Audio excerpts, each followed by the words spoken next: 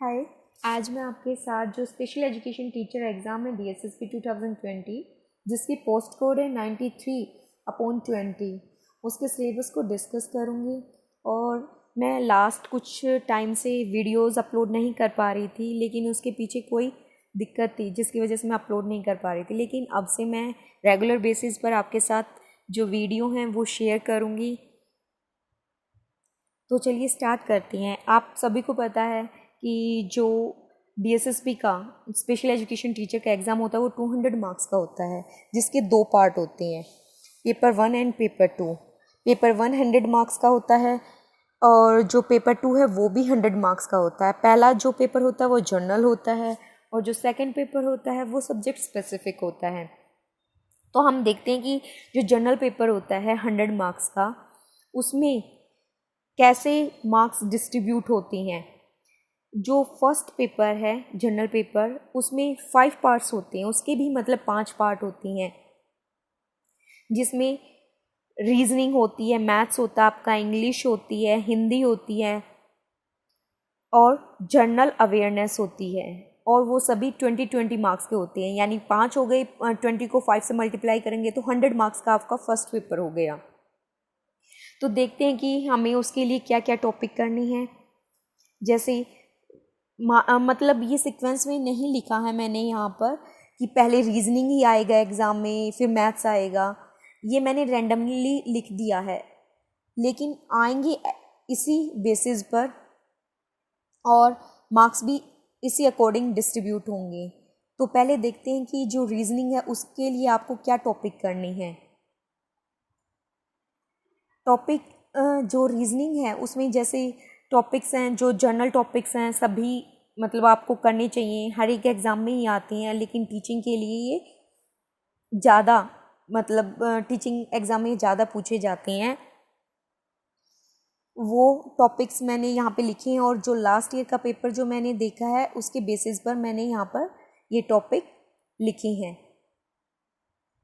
इसमें फर्स्ट है series, second है रैंकिंग एंड अरेंजमेंट्स, थर्ड है डायरेक्शन, फोर्थ है कोडिंग डिकोडिंग, फिफ्थ है finding the missing number, sixth calendar, seventh है एनालॉजी या सिमिलरिटी, एट्थ है अर्थमेटिकल प्रॉब्लम्स, नाइन्थ है वर्ड फॉर्मेशन, टेंथ है क्यूब एंड डाइस, 11th है सिंबल्स एंड नोटेशंस।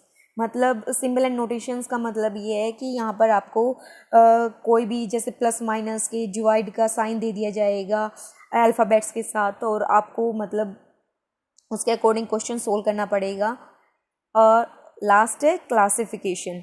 इन्हीं जो ये मैंने यहाँ पे टॉपिक लिखे हैं रीजनिंग के, लास्ट ईयर भी इन्हीं टॉपिक में से क्वेश्चन कवर किए गए थे, तो आप इनको भी कर लेंगे, सफिशिएंट है, अच्छे से कर लेना। फिर नेक्स्ट है जनरल अवेयरनेस। जनरल अवेयरनेस में आपको सभी को पता है कि हर एक टीचिंग एग्ज़ाम या अगर आप CGL वगैरह SSC के भी एग्ज़ाम देते हो तो उसमें जनरल अवेयरनेस आता ही है। तो जनरल अवेयरनेस भी आपका कितने मार्क्स का है? 20 मार्क्स का। इसमें हिस्ट्री होती है, geography, pol science, biology and current affairs. ये मैंने आपके लास्ट ईयर एग्ज़ाम के पेपर के बेसिस पर यहाँ पर टॉपिक्स लिखे हैं। जो लास्ट ईयर था उसमें बायोलॉजी से और हिस्ट्री से काफ़ी क्वेश्चंस पूछे हुए थे और करंट अफेयर्स से, लेकिन आपको इसके साथ साथ आप ज्योग्राफी, पोल साइंस कर लेंगे, काफ़ी अच्छा रहेगा, जिससे आप ज़्यादा मार्क्स कवर कर पाएंगे। फिर आता है अर्थमेटिक एंड न्यूमेरिकल एबिलिटी। ये भी आपका कितना है? 20 मार्क्स का है।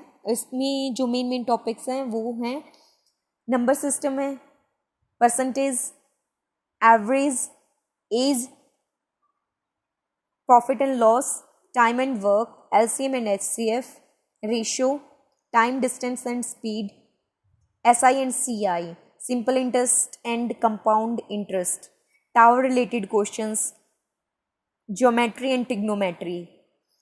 ट्रिग्नोमेट्री में आपके साइन लास्ट ईयर जो एग्ज़ाम था मैंने देखा था, उसमें ट्रिग्नोमेट्री से 2-3 क्वेश्चन थे आपके साइन थीटा, कोस थीटा वगैरह से।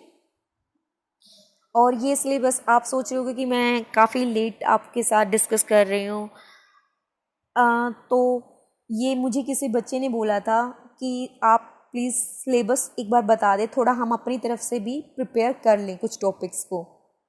इसलिए मैं आज आपके साथ ये सिलेबस शेयर कर रही हूँ। फिर है हिंदी। हिंदी भी आपका कितने मार्क्स का आता है? 20 मार्क्स का ही आता है। इसमें जो मेन टॉपिक्स हैं वो है संधि, सर्वनाम, विशेषण, अलंकार, समास, अव्यय, क्रिया विशेषण, स्वर व्यंजन, शुद्ध अशुद्ध वर्तनी, पर्यायवाची, शुद्ध वाक्य, वाक्यांश के लिए एक शब्द, वाच्य, काल, एक वचन, बहुवचन, विपरीतार्थक, स्त्रीलिंग और पुल्लिंग। फिर आता है नेक्स्ट इंग्लिश। इंग्लिश में आपके आते हैं parts of speech, figure of speech, sentence type, simple, complex और मिक्स्ड, तीनों ही तरह के आपको दे दी जाएंगे सेंटेंस, और उसमें पूछ लिया जाएगा कि इनमें सिंपल सेंटेंस कौन सा है, कॉम्प्लेक्स कौन सा और मिक्स्ड कौन सा है। सेंटेंस एरर, किसी भी पार्ट में से आपको एरर निकालने के लिए दे दिया जाएगा। सिनोनियम, antonym, spelling error, active and passive voice, narration. Parts of speech में काफ़ी चीज़ें आती हैं। आपके 8 पार्ट ऑफ स्पीच हैं, जैसे noun, pronoun, verb, adverb, conjunction, ये सभी आपके क्या आते हैं? पार्ट्स ऑफ स्पीच में आते हैं। प्रीपोजिशंस वगैरह ये आपको अच्छे से करनी है। फिर ये था आपका फर्स्ट पेपर जो मैंने अभी आपके साथ डिस्कस किया है, रीजनिंग का, general awareness, maths, Hindi, English, जो हर एक इसमें से हर एक पार्ट का 20 मार्क्स हैं। फिर आते हैं हम जो सेकंड पेपर है, जो सब्जेक्ट स्पेसिफिक है। हम स्पेशल एजुकेटर के लिए प्रिपेयर कर रहे हैं, तो हमें इसमें स्पेशल एजुकेशन से ही रिलेटेड पढ़ना पड़ेगा। ये भी मतलब पार्ट्स में डिवाइड है आपका ये 100 मार्क्स भी।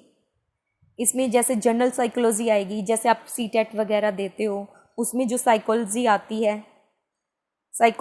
है वही इसमें आएगी, उसी के बेसिस पर आएगी। वही टॉपिक्स आपको कवर करने जो आप सीटेट के लिए करते हो या अदर टेट के लिए करते हो, या फिर जैसे अगर कोई बच्चा पीआरटी के लिए या टीजीटी सब्जेक्ट स्पेसिफिक टीचर के लिए कर रहा है, तो उसमें जो साइकोलॉजी आती है वही इसमें आएगी।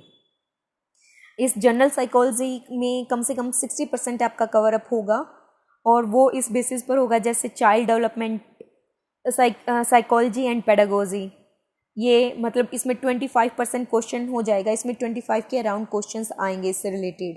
टीचिंग एप्टीट्यूड, इसमें 10 क्वेश्चन या 10% कवर अप होगा आपका, यानी अप टू 8 to 10 क्वेश्चन इसमें से आ जाएंगे आपके टीचिंग एप्टीट्यूड से। फिर थर्ड है इसी में जनरल साइकोलॉजी में आपका educational psychology and teaching methodology. इसमें भी 20 to 25 के अराउंड क्वेश्चन आएंगे आपके इसमें से। ओवरऑल आपका जो जनरल साइकोलॉजी है उसमें 60% कवर हो जाएगा आपका सेकंड पार्ट का। फिर जो बाकी बचा 40% वो आपका स्पेशल एजुकेशन से रिलेटेड आएगा। इसमें आपका किसी भी मतलब स्पेशल एजुकेशन में किसी भी चीज़ से रिलेटेड आपसे क्वेश्चन पुट कर सकते हैं वो, जैसे हिस्ट्री ऑफ स्पेशल एजुकेशन, इसके लिए आपको पढ़ना पड़ेगा हिस्ट्री ऑफ स्पेशल एजुकेशन, मतलब इसकी हिस्ट्री क्या है, और सबसे पहले जो डिसेबल्ड बच्चे हैं उनके लिए कब सोचा गया, कैसे सोचा गया, उनको मतलब जो एजुकेशन से रिलेटेड स्कूल कब ओपन किए गए, मतलब ये सब कुछ आपका क्या आ जाएगा, पुराने टाइम में हिस्ट्री से रिलेटेड आ जाएगा, हिस्ट्री ऑफ स्पेशल एजुकेशन में। फिर है जो सेकंड है आपका understanding the terms impairment, disability, handicap. मतलब आपको इन टर्म में डिफरेंस आना चाहिए कि इम्पेयरमेंट क्या है, डिसेबिलिटी क्या है, हैंडीकैप क्या है। ये मैं आपको एक वीडियो अपलोड कर चुकी हूँ, उसके लिए आपकी हिस्ट्री ऑफ स्पेशल एजुकेशन के लिए कर चुकी हूँ। अगर मुझे उसमें कुछ नया मिलता है तो मैं फिर और उसको भी डिस्कस करूँगी आपके साथ। फिर जैसे ये आपके जैसे जो भी टर्म्स हैं इम्पेयरमेंट, डिसेबिलिटी, ये सब आपको पढ़नी है। फिर इसके बाद आता है जो डिफरेंट डिसेबिलिटीज़ हैं जो आपकी PWD एक्ट 2016 में दी हैं। पहले जो आपका PWD एक्ट था 1995 में, उसमें 7 डिसेबिलिटीज़ थी। फिर आपका जो NT नेशनल ट्रस्ट एक्ट आया 1999, उसमें 4 डिसेबिलिटीज़ दी गई थी, उनको मेंशन किया गया था। लेकिन आपकी जो अभी पॉलिसी आई 2016 में PWD एक्ट, उसमें आपकी 21 डिसेबिलिटीज़ को लिया गया है। आपको वो सभी डिसेबिलिटीज़ पढ़नी है।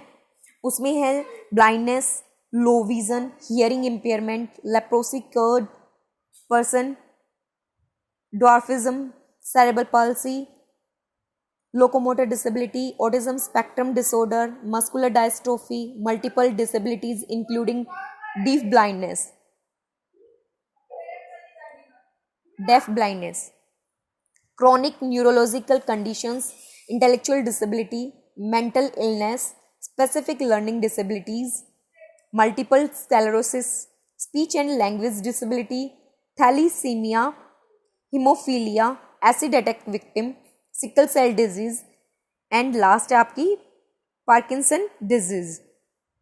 ये सभी डिसेबिलिटीज आपको पढ़नी है। और जो ये आपने अभी डिसेबिलिटीज़ पढ़ी 21 डिसेबिलिटीज़, इनकी आपको लीगल डेफिनेशन पता होनी चाहिए कि लीगल डेफिनेशन में क्या कहा गया है, कैसे उसको डिफ़ाइन किया गया है, इसका मीनिंग क्या है और इनके टाइप्स क्या हैं, इन डिसेबिलिटीज़ के कॉजेज़ क्या हैं, कारण क्या हैं, मतलब प्रीनेटल, पोस्ट नेटल, पेरीनेटल और एनवायरमेंटल, कोई भी कोज हो सकता है, वो आपको पता होने चाहिए। आइडेंटिफिकेशन कैसे की जाती है इन बच्चों की पर्टिकुलर डिसेबिलिटी की, अर्ली इंटरवेंशन, फिर उनको मतलब शीघ्र हस्तक्षेपण कैसे किया जाता है उसकी प्रोसेस पता होनी चाहिए, मीनिंग पता होना चाहिए, स्क्रीनिंग प्रोसेस पता होनी चाहिए कि कैसे बच्चे को स्क्रीन किया जाए, फिर प्रिवेंशन कैसे की जाए, उन बच्चों के लिए एजुकेशन इम्प्लीकेशंस क्या होनी चाहिए, टीचिंग स्ट्रेटजीज क्या अपनानी चाहिए और other name for a particular disability. कई बार क्या होता है, एक ही डिसेबिलिटी के कई नाम होते हैं, जैसे लर्निंग डिसेबिलिटी को आपकी हिडन डिसेबिलिटी भी बोलते हैं। ऐसे मतलब हर एक डिसेबिलिटी के, हर एक के नहीं लेकिन कुछ डिसेबिलिटीज़ के ऐसे पर्टिकुलर नाम दिए गए हैं, तो आपको वो नाम याद होने चाहिए। फिर है different policies and acts related to special education. जो पॉलिसीज़ हैं आपकी स्पेशल एजुकेशन से रिलेटेड, वो और एक्ट्स हैं वो आपको आने चाहिए। उनमें मतलब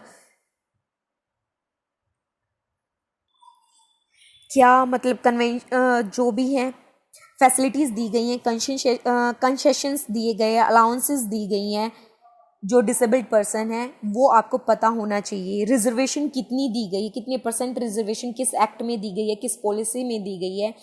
यहाँ पे मैंने एग्जांपल के तौर पर कुछ एक्ट एंड के नाम लिखे हैं, जैसे PWD एक्ट 1995, 2016 जो एक्ट आया है आपका, anti act, national trust act 1999, IEDC integrated education for disabled children, SSA सर्व शिक्षा अभियान, यूनेस्को के द्वारा जो सालामंका स्टेटमेंट दी गई है वो। इसके अलावा भी बहुत हैं, जैसे आपकी 1986 की पॉलिसीज़ हैं। फिर इसके बाद आते हैं जो national and international organization and institutions हैं वो। इनमें फर्स्ट है जैसे NIMH, NIHH, NIVH, NHFDC, NIEPID, NIEPMD, NIPVD, NILD, WHO, ये इंटरनेशनल आ गई अब आपकी, WHO, यूनेस्को, यूनिसेफ। आपको पता होना चाहिए कि ये इंस्टीट्यूट्स कहाँ हैं और कब एस्टेब्लिश किए गए थे और इनका क्या वर्क है। इनकी फुल फॉर्म साथ के साथ आपको पता होनी चाहिए। और इसके अलावा आपको जो एब्रीविएशंस स्पेशल एजुकेशन से रिलेटेड लास्ट ईयर नहीं आई थी, लेकिन आ भी सकती हैं कि आपसे कोई फुल फॉर्म पूछ ली जाए शॉर्ट फॉर्म देके, तो आपको वो आनी चाहिए। Thanks for watching.